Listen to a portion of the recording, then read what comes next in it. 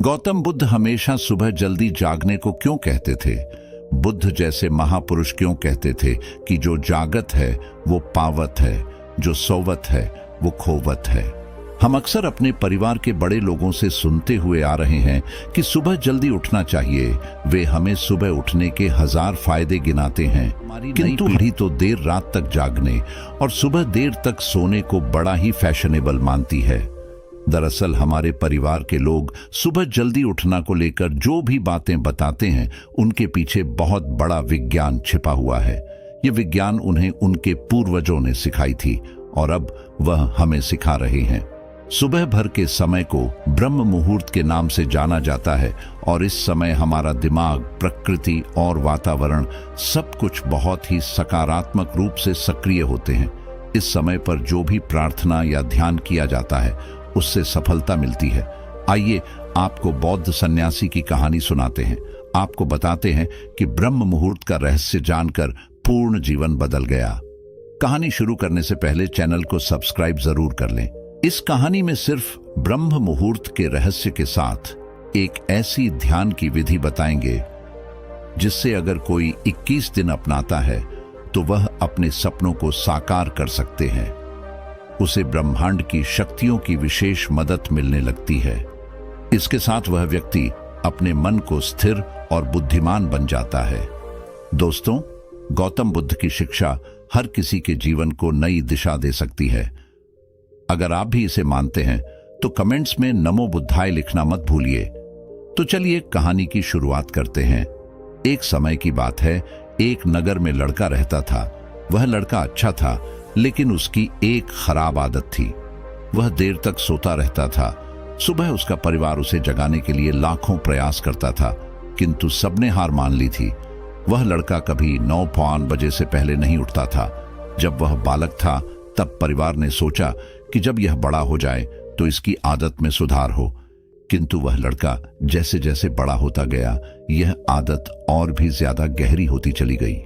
दुनिया इधर से उधर हो जाए, लेकिन वह लड़का कभी जल्दी नहीं उठ पाता था। उसके पिता उसकी इस आदत से बहुत ज्यादा परेशान रहने लगे थे। उसे लड़के को ढेरों नकारात्मक शक्तियों ने घेर लिया था।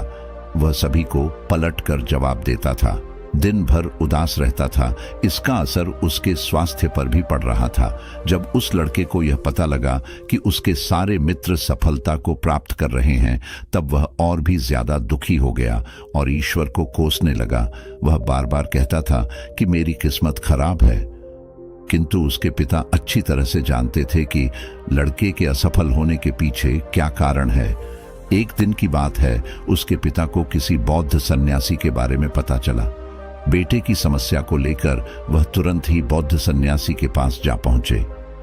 पिता ने बौद्ध सन्यासी को बड़े ही विस्तार से अपने बेटे की आदतों के बारे में बताया।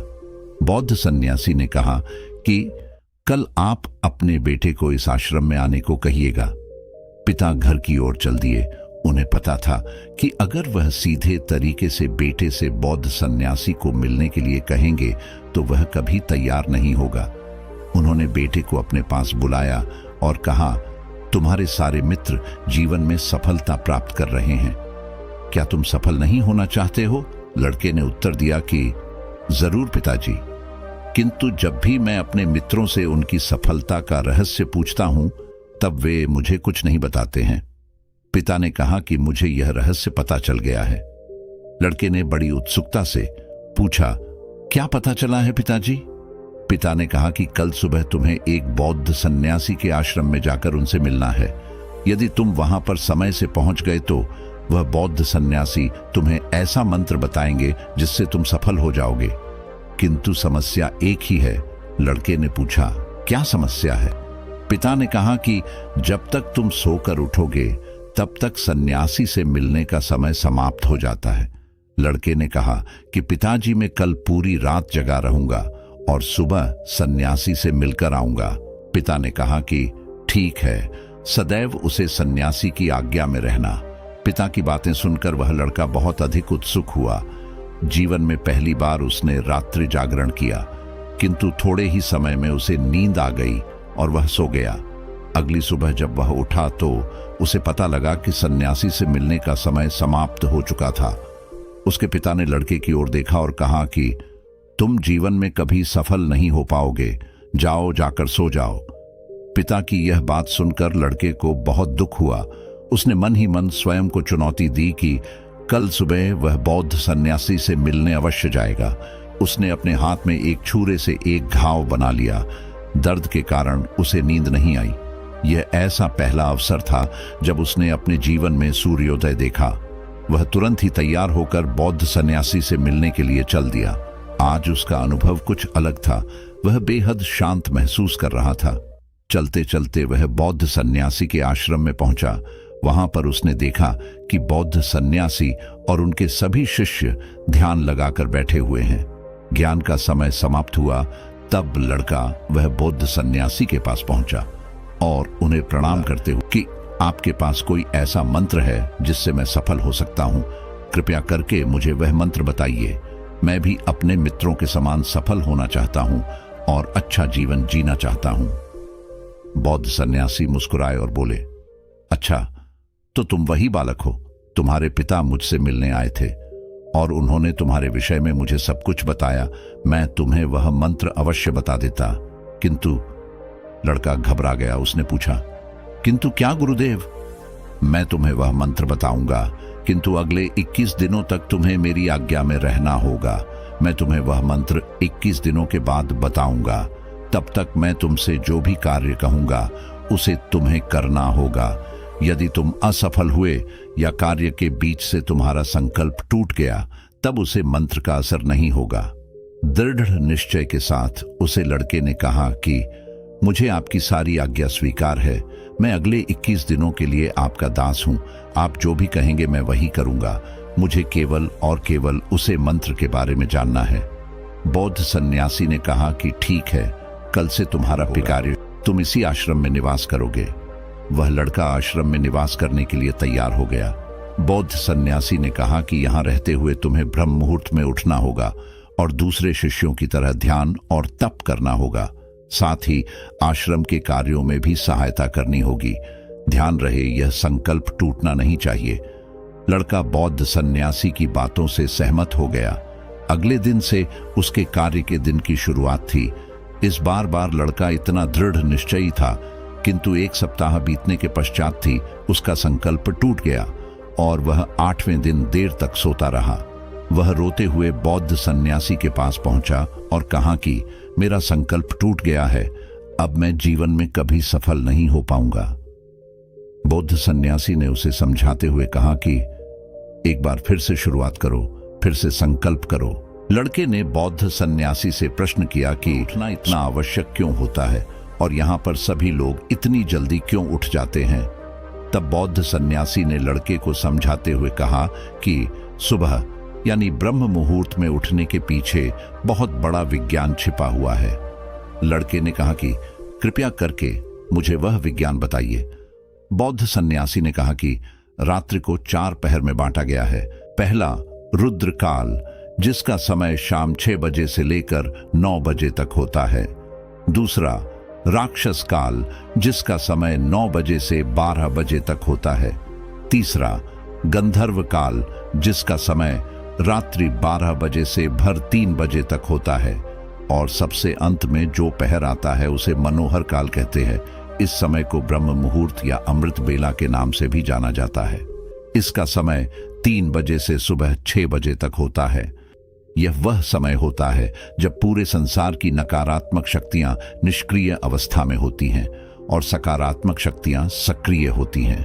ब्रह्म अर्थात देव, मुहूर्त अर्थात समय। ब्रह्म मुहूर्त का अर्थ देवों का समय होता है।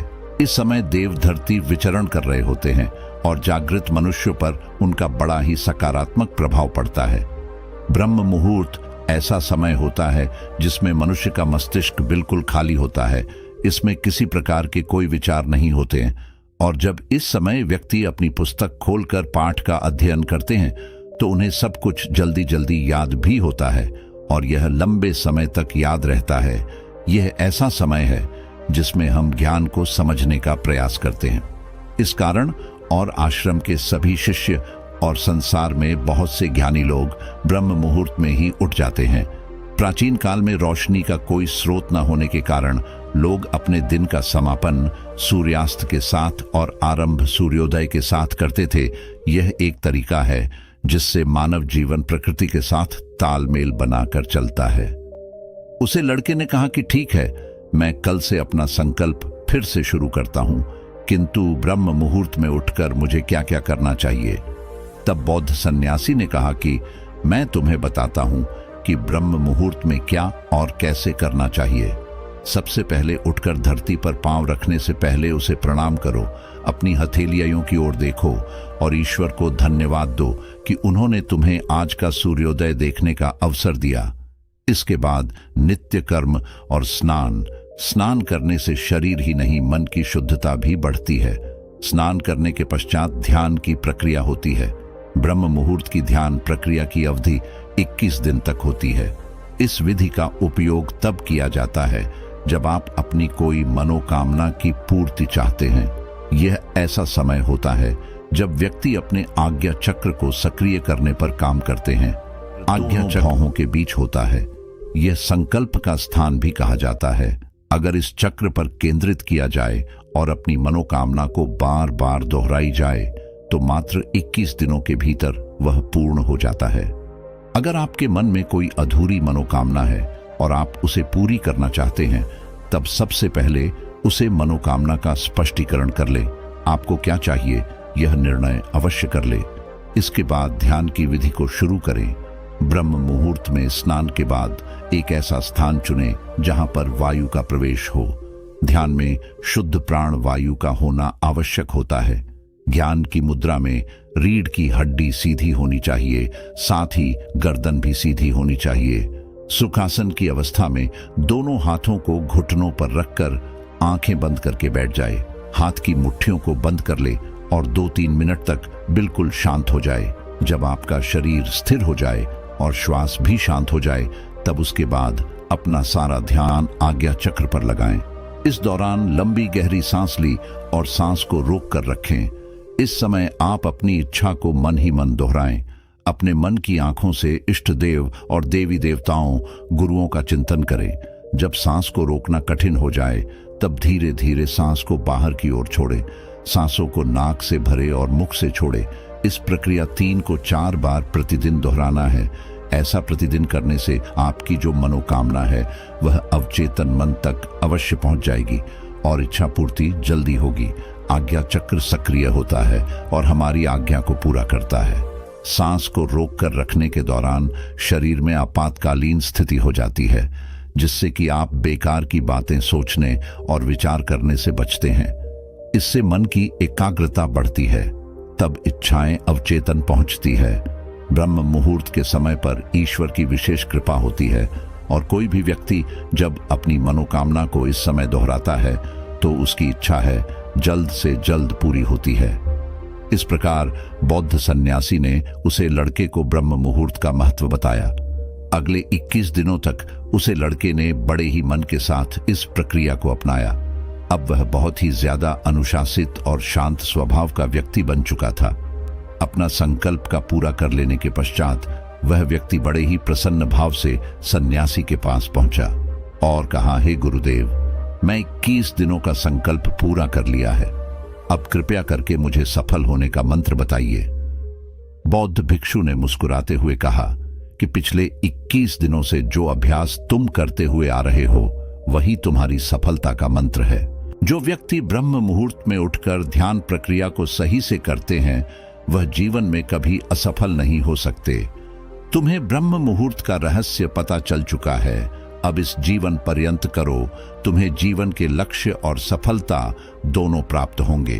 उसे व्यक्ति ने बौद्ध सन्यासी को धन्यवाद दिया और ब्रह्म मुहूर्त के नियमों का पालन जीवन पर्यंत करने का वादा भी किया। उम्मीद करते हैं कि आपको यह वीडियो पसंद आई होगी। इस वीडियो को लाइक जरूर करें और इसे अपने परिवार और दोस्तों के साथ शेयर करें।